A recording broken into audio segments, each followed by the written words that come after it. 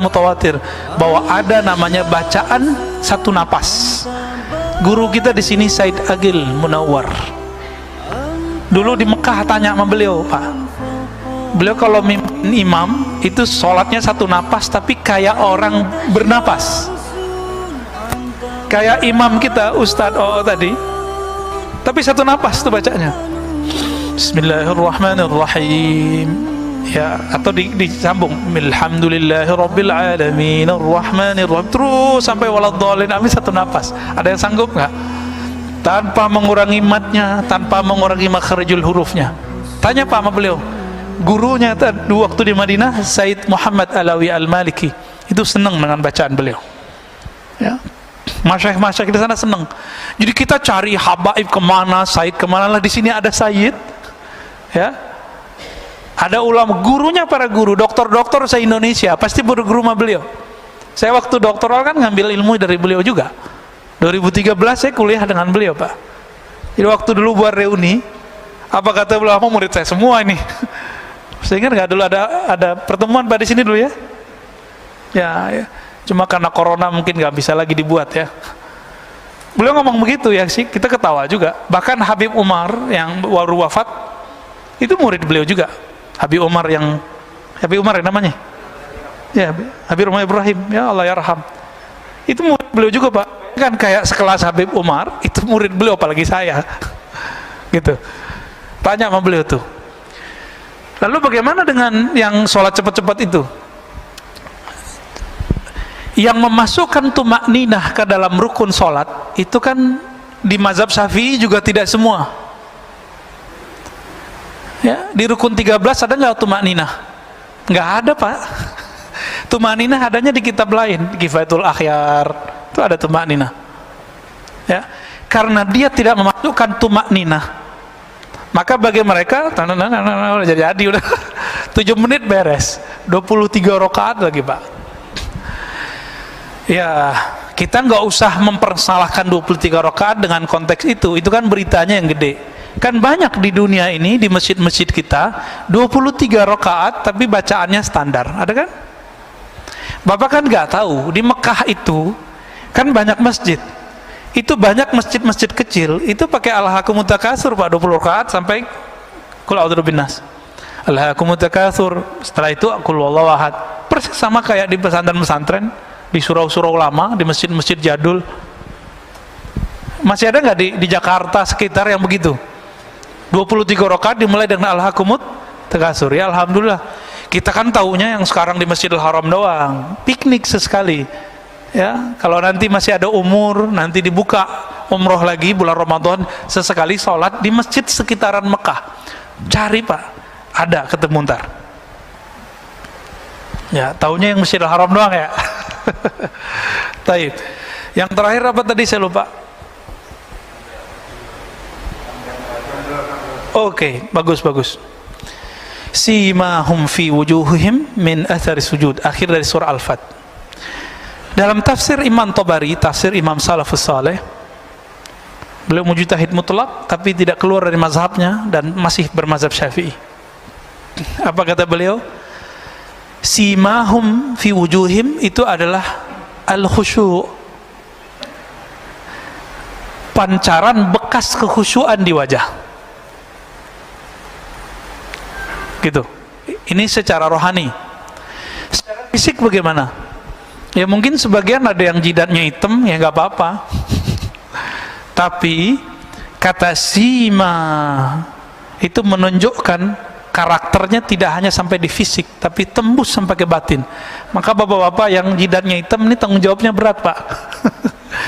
Harus menyelaraskan zahir jidatnya yang hitam dengan batinnya yang sujud. Karena jidatnya kelihatan kayak orang sujud, batinnya harus sujud juga. Ya, yang punya jidat hitam itu berat tuh Pak, yang punya jidat hitam tuh ya. Hati-hati. Bisa ria nanti. Ya. Bisa juga tambah takut kepada Allah. Ya Allah, jidatku udah hitam tapi sujudku nggak khusyuk-khusyuk. Itu merasa hina kita di hadapan Allah.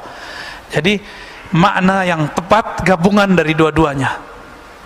Zahirnya ia bertanda, batinnya ia beraura.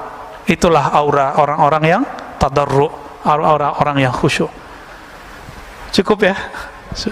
Ada lagi? Oke, baik. Fadal. Assalamualaikum warahmatullahi wabarakatuh.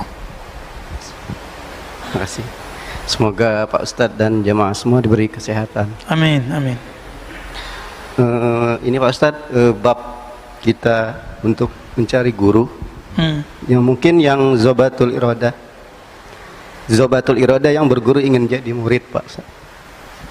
Ini gimana kita dengan kondisi sekarang kita cari yang memang dasarnya kita dapat itu benar-benar yang kita di bab pertama yang zobatul iroda itu, Ustaz. Itu aja. Assalamualaikum warahmatullahi wabarakatuh. Yang pertama, suhbatul murid, berguru dalam bab menjadi murid, suhbatul iroda. Mursyid begini nggak usah banyak-banyak, di suatu masa cukup satu. Kalau gurunya meninggal, cari lagi yang baru. Atau misalnya gurunya mengatakan, saya ijazahkan engkau, dia boleh ganti guru yang baru. Gimana cara mencarinya di zaman begini? Zaman begini gampang nyarinya malah, ya. Tapi kalau ingin dengan cara rohani, temui guru rohani, sholat 2 rakaat setiap hari. Sholat apa itu? Sholat istikharah, sholat hajat. Ya Allah, bimbing aku berguru kepada suhbatul murid, suhbatul iradah yang bisa menghantarkan aku ke hadiratmu. Gitu. Jadi harus pakai sholat, Pak. Orang nikah aja pakai sholat istikharah, masa berguru? Berguru ini urusannya langit, bumi, dunia, akhirat. Kalau kita menikah kan bumi aja, dunia. Tapi kalau berguru urusan kita dunia, akhirat, mesti pakai istikharah. Dan yang kedua, musyawarah, ya. Harus bermusyawarah. Nah, ini banyak sekarang muncul orang mengaku dirinya mursyid atau dianggap oleh muridnya mursyid. Walaupun banyak mursyid di dunia, tidak mungkin semuanya cocok sama kita. Berguru itu jodoh-jodohan. Maka berguru itu bukan masalah kertas ijazah, gurunya dapat ijazah. Itu betul, itu SIM, surat izin menjadi mursyid. Ada ijazahnya, Pak. Seperti kami di kampus harus ada gelar doktornya biar bisa mengajar di pasca sarjana, ya. Kalau ngajar di sini dapat gelar ustadz yang ngasih jamaah, ya. Tapi kalau ngajar di kampus kan gelar doktor. Doktor di wisuda nggak sama rektor? Sama. Seorang mursyid itu dia seperti dosen, tapi dosen alam ruhani. Maka dia diwisuda oleh gurunya. Gurunya mursyid juga. Bisa nggak mahasiswa ngangkat dosen? Yuk bareng-bareng yuk, itu orang pinter tuh kita angkat jadi dosen yuk, bisa nggak? Maka tidak ada sejarahnya murid ngangkat guru jadi mursyid, itu nggak ada. Nah sekarang fenomena itu yang banyak, Pak. Karena jamaah udah banyak, ya udah deh jadi mursyid aja deh. Udah banyak hari ini, ya. Ini zaman agak lumayan genting juga sih, karena sudah banyak mursyid meninggal. Abah Uci meninggal, Abah Ahmad Sukanta di Banten meninggal, Abah Anom sudah pergi, udah banyak. Mbah Hasrori di Surabaya sudah pergi. Di Sumatera ada Tuan Guru Hashim di Basilam juga sudah wafat. Di Aceh udah banyak, di Sumatera Barat banyak sudah wafat. Sekarang kebanyakan mursyid kertas. Mursyid karena dia diangkat gurunya tapi rohaninya belum nyampe. Itu kebanyakan. Maka kalau gurunya sudah punya ijazah dari gurunya yang sebelumnya, tinggal dicek kalam dia menghantarkan kepada, menunjukkan jalan kepada Allah. Hal rohaninya membuat kita bangkit nggak, sadar nggak kepada Allah. Kita bermajelis saja bisa kita sadar, Pak, sama dia. Kalau dia berkalam membuat kita terhubung kepada Allah Subhanahu wa taala. Kalau ketemu, Pak, itu guru Bapak insya Allah, ya. Semoga nanti ketemu. Amin ya rabbal alamin. Cukup ya. Barangkali itu Bapak Saramakan Allah, sudah siang. Semoga kajian ini diberkahi oleh Allah. Saya yang menyampaikan juga diampuni dan diridhai oleh Allah SWT. Yang hadir diterima puasanya, ditempatkan dipertemukan dengan Lailatul Qadar.